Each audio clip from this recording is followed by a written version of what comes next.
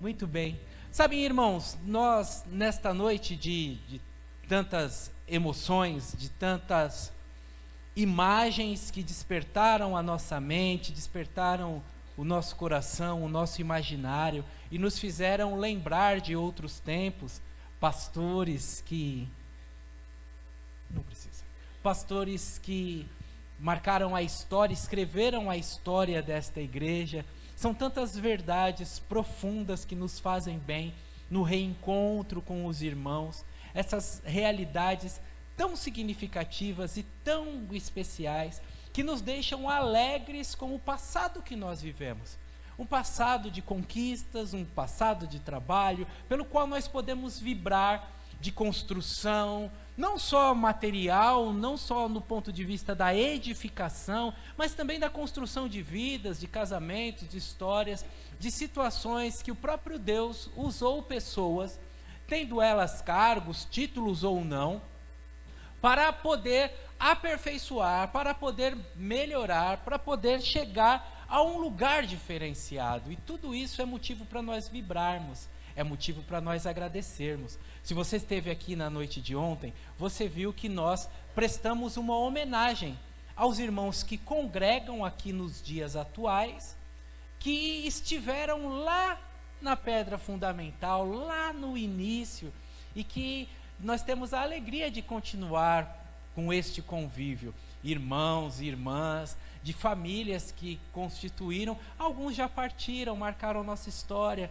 e uma noite como a de ontem, vendo fotos e vendo pessoas, desperta as nossas emoções, traz saudades, e essas histórias vividas marcam um momento de forma tão diferenciada, que é possível, inclusive, alguém, enquanto vive a história, não conseguir olhar e não conseguir ver algo diferenciado à frente.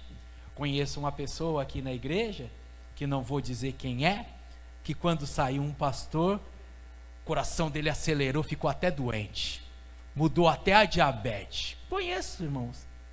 Cada um de nós, por causa do convívio, por causa da alegria de estarmos juntos, vamos pensando que esse é o máximo do que nós podemos viver. E muitas vezes não é demérito algum, não é falta de fé, achar que igual era, nunca mais será. Não é, de hipótese alguma. A gente vive algo que os nossos olhos não conseguem ver além. Quem olhou a construção deste templo, quando aqui era apenas um terreno onde, segundo os irmãos dizem, as vacas entravam e pastavam, falar, nós nunca faremos algo melhor que isso, algo maior do que isso. E não é demérito nenhum você ter o seu coração naquilo que você viveu e ficar de alguma maneira inseguro com relação ao futuro. Nesse mês em que nós estamos falando que a igreja é a comunidade que tem atividades transformadoras, a igreja tem atividades de restauração, de reconstrução, de viver o privilégio de ser instrumentos nas mãos de Deus.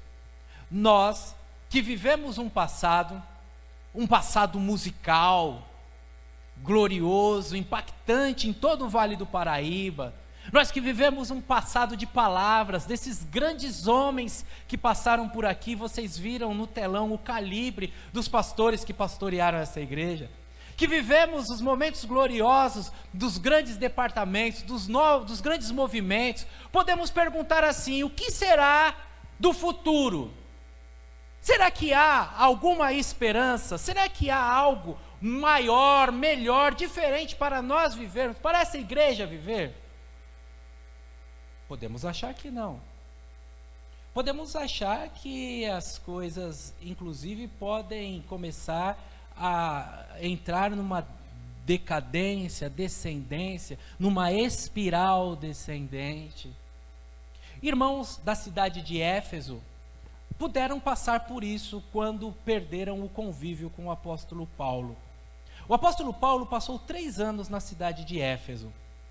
Ele, que fez 3 viagens missionárias, que saiu a mandado de Jesus para regiões inóspitas, regiões tomadas com valores, com culturas, com posturas avessas ao Evangelho de Cristo Jesus, e chegou naquelas regiões e anunciou a verdade, e trouxe o poder do Evangelho, não só em palavras, mas em atitudes transformadoras. Quando ele saiu de Éfeso, cidade marcada pela idolatria, cidade rica com o templo de Diana dos apóstolos e toda uma indústria de joalheria que fazia nichos de prata e uma série de utensílios ali que faziam girar a economia. E com a chegada de Paulo se viu toda reorganizada, porque as pessoas se convertiam, queimavam seus livros de feitiçaria e diziam: queremos servir só o Senhor. O apóstolo Paulo sai dali e a igreja continua, e o apóstolo Paulo vai fazer visitas e viagens e plantar igrejas em outros lugares. E quando ele chega na sua última viagem, quando ele chega ao término de ter combatido o bom combate, estar na reta final da sua carreira, só mantendo a fé, que ele vem voltando é horrível, mas quando ele volta para Jerusalém, ele quer chegar na Páscoa em Jerusalém, ele fala: opa, os irmãos de Éfeso estão no caminho, eu preciso falar com eles. Se eu parar ali, eu não volto. Um vai me chamar para almoçar, um vai fazer uma coisa, outro vai fazer. Então faz assim: vão e tragam eles aqui para a gente conversar. Estamos no livro de Atos, no capítulo número 20. Estou compactando a história com você, porque eu quero cumprir o horário, como de costume, e temos uma recepção, um momento de comunhão para a gente. Mas eu preciso te contar essa história. Quando os anciãos de Éfeso chegam, o apóstolo Paulo, ele começa a conversar com eles, e falam: vocês são testemunha do que eu vivi aqui, são testemunha que eu não cobicei o ouro de ninguém, a prata de ninguém, não mexi com a mulher de ninguém, eu tive uma vida irrepreensível. E ele então começa a conversar com aqueles irmãos, para chegar na conclusão da conversa, no último versículo do capítulo 20, para chegar no abraço dos irmãos, pois é o momento que Paulo diz: a partir de agora a gente não vai se ver mais, daqui eu morro, daqui em diante eu completo, mas a gente não vai ter mais essa experiência juntos. Eu estou trazendo esse texto para você, porque aqueles irmãos que viveram algo maravilhoso e algo transformador, eles seguiram vivendo experiências. No livro de Apocalipse, quando o apóstolo João, 40, 50 anos à frente, cita a igreja de Éfeso, mostra que os irmãos viveram momentos gloriosos e que a história deles não acabou ali. E o apóstolo Paulo confortando, e o apóstolo Paulo direcionando os irmãos e falando que ele não estará mais, mas a igreja estará. Nos versículos que antecedem o que está no telão, ele diz assim: olha, eu sairei, e quando eu sair, aparecerão lobos devoradores, que virão ao encontro de vocês, e não é só isso, lobos brotarão do meio de vocês. Ele está advertindo a igreja para tomar cuidado. É claro que a igreja continua, mas ela precisa tomar cuidado. É claro que a igreja tem um futuro glorioso, mas ela precisa fazer o seu trabalho, guardar a palavra, cultivar a comunhão, viver as experiências, crescer na graça e no conhecimento, empunhar a bandeira do Calvário, falar do amor de Jesus. É claro que a igreja segue em frente, mas ela precisa fazer a lição de casa. E aí, a noite que esta igreja foi organizada, 19 de junho de 1983, quando o pastor Eliéster foi empossado, uma das pessoas que estava na cerimônia deixou de presente para o pastor o versículo do livro de Atos, capítulo 20, versículo número 32. Atos, capítulo 20, versículo 32, diz que: agora eu entrego a Deus e a mensagem da sua graça, que pode edificar a vocês e dar uma herança junto com todos que ele separou para si. Eu estou indo embora, mas eu entrego vocês a Deus. Eu estou indo embora, mas eu entrego vocês a graça de Deus. Eu estou indo embora, mas eu sei que Deus pode fazer vocês crescerem, fortalecerem, serem edificados. Eu estou indo embora, mas eu preciso que vocês saibam que para cada um de vocês há uma herança para ser desfrutada. Experiências que alguém que veio antes de você acumulou, e agora você só tem o trabalho de desfrutar disso que foi acumulado. Foi esse versículo que marca o início da nossa igreja, e é com ele que eu quero terminar nossa festividade desta noite, fazendo você entender que sim, existem ameaças, e que as ameaças eram duplas, eram ameaças externas, e nós estamos num mundo de muitas ameaças externas. As pessoas que foram batizadas aqui hoje, seguramente elas já foram expostas a muitos evangelhos, a muitas falas, a muitos pregadores midiáticos, a muitos gurus, a muitos coaches, a muitos espiritualistas, a muita gente falando sobre coisas da fé. E essas pessoas, elas intensificam a ação quando sabem que alguém está na igreja. Que aí fica mais fácil, já fica identificado que a pessoa tem uma inclinação espiritual, e aí já é mais fácil de, como diz na figura de linguagem, pescar no aquário. Eles vêm em cima. Ameaças externas, ameaças internas também, não só por ensinos errados, mas por posturas erradas.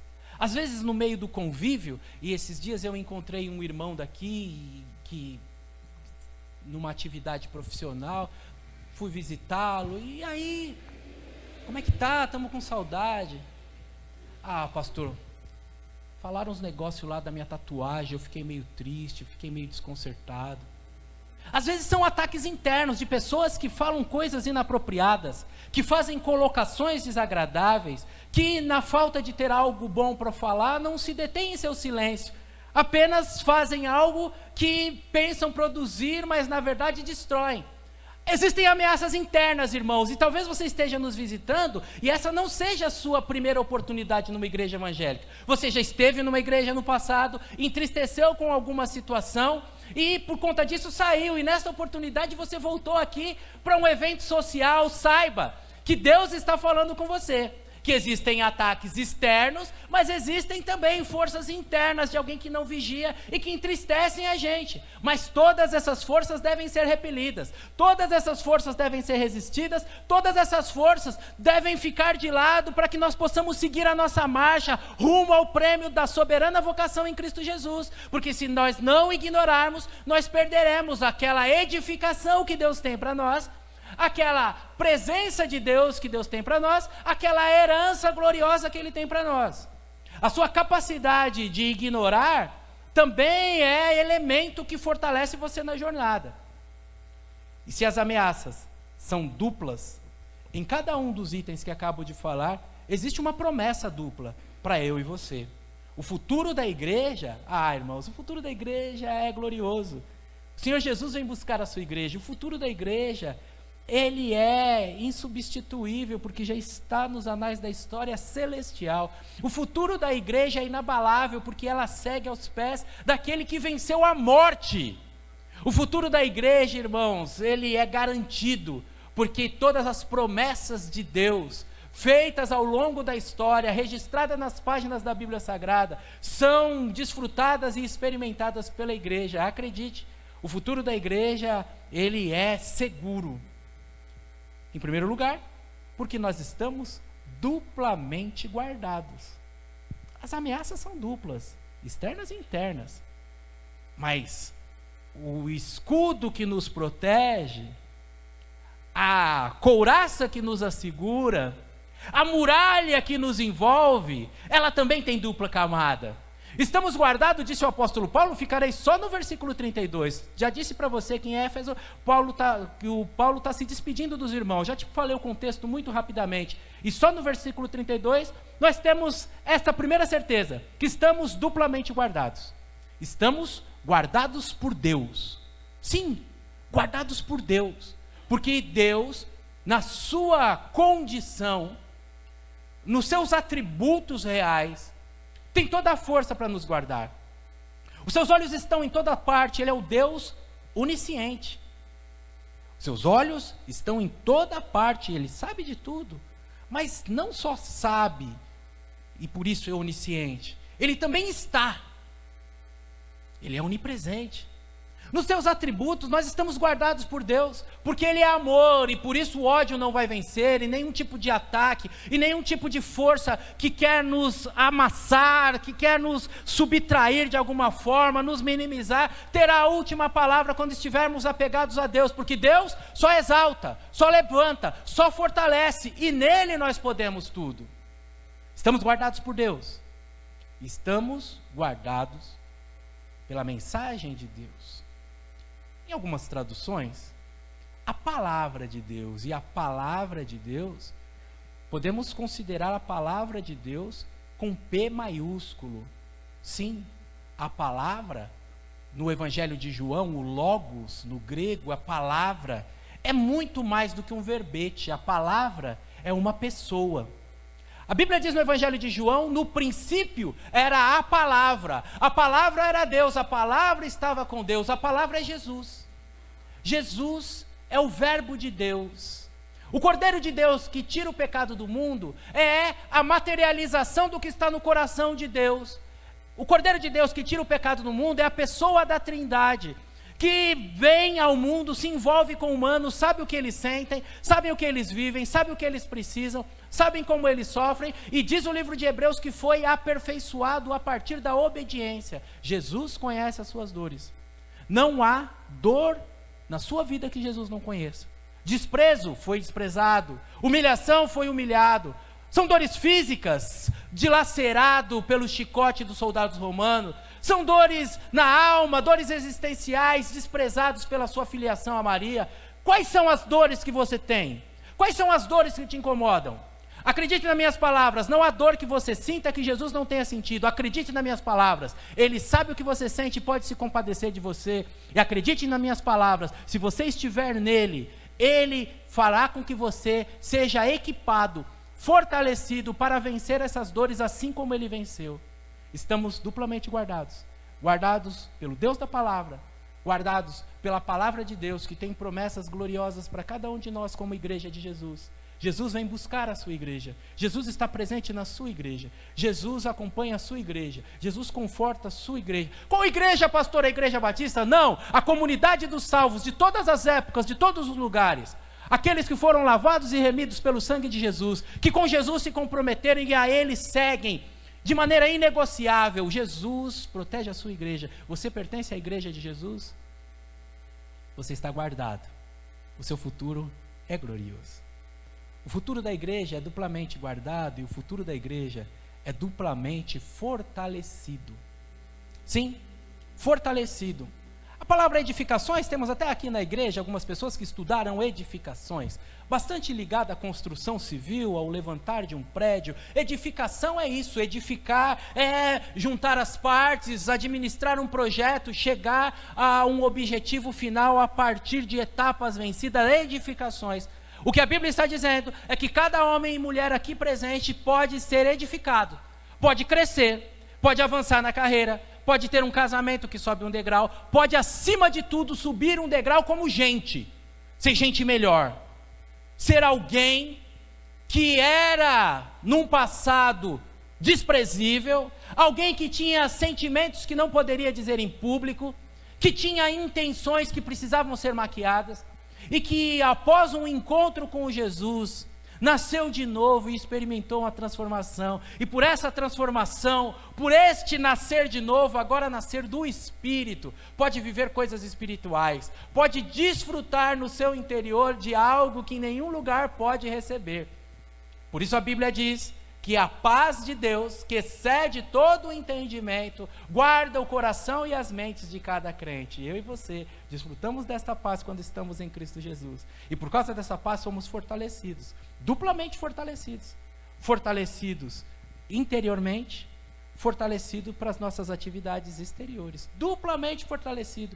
Fortalecido do ponto de vista pessoal, para as minhas questões, para as minhas situações, para os meus desafios, mas fortalecido também do ponto de vista coletivo.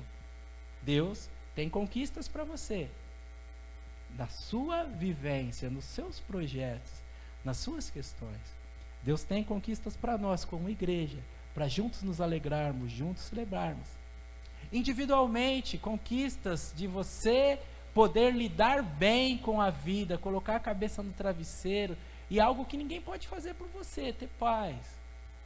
Coletivamente, como família, coletivamente com os filhos, com os netos, coletivamente como igreja de Jesus, duplamente fortalecidos, do ponto de vista particular, do ponto de vista coletivo. Edificados, em cada vivência crescendo, em cada experiência subindo um degrau, em cada situação da vida, nada de ser um pé de breque, alguém que retrocede, não, é para frente que se anda com Jesus, é deixando de lado todo pecado, todo embaraço que tão de perto nos rodeia, e seguindo em frente, para o alvo, rumo ao prêmio da soberana vocação, fortalecidos, para as conquistas e vitórias que Deus tem para mim e para você. E nós começamos a noite de hoje dizendo que é uma noite de bênção para você, porque Deus tem bênçãos para o seu povo, e quero fechar a noite dizendo que Deus edifica, para que você se torne alguém mais fortalecido, para que o nome dele seja fortalecido através da sua vida, para que através das suas vitórias, o nome dele seja glorificado e as pessoas olhem e digam, existe um Deus vivo. Como disse o livro de Malaquias, existe uma diferença, Malaquias capítulo 3, uma diferença entre o ímpio e o justo, entre o que serve e o que não serve a Deus. Para que fique claro como diz a Bíblia em Mateus capítulo 5, versículo 16, onde os homens veem as nossas boas obras e glorificam o Pai que está no céu. As minhas conquistas, as minhas vitórias não são para o meu ego, para qualquer tipo de propaganda pessoal, mas são para que as pessoas vejam Deus trabalhando na minha vida. E acredite, Deus quer trabalhar na sua vida. Quer que através de você o nome dele seja conhecido. Em último lugar, temos esse privilégio de ser pessoas que experimentam duplamente a glória do Senhor. Uma bênção, um futuro duplamente glorioso. Eu darei a vocês a herança, juntos com todos os santos. Esta é a parte final do versículo 32. Você percebeu que eu peguei o versículo 32 e dividi em 3 partes para mostrar para você, para com uma lente de aumento a gente amplificar o que pequenas palavrinhas têm para falar ao nosso coração. Palavras simples, palavras nada rebuscadas, mas verdades que fazem toda a diferença. Toda a diferença é saber que Deus tem uma herança para nós. Uma herança para nós, herança gloriosa. O Senhor Jesus, ensinando no Sermão do Monte, no Evangelho de Mateus, capítulo número 5, ele falou, não juntem dinheiro onde o ferrugem consome a moeda feita de metal, onde a traça corrói a moeda feita de papel ou de tecido nos seus dias. Não juntem tesouros nos céus, onde não tem a corrosão, a ação a oxidação, a ação do oxigênio no material decompondo. Não faça isso, não se perca, porque tudo que o oxigênio toca ou enferruja, ou apodrece. As questões são passageiras, não coloque seu tesouro aí. Tem o seu tesouro no reino dos céus, onde não há nenhum tipo de destruição, onde não há nenhum tipo de ataque externo, onde não há nenhum tipo de possibilidade de alguém roubar ou subtrair aquilo que você foi, não vou nem dizer que você conquistou, mas que você foi presenteado. Sim, porque nenhum de nós tem méritos, nós somos presenteados.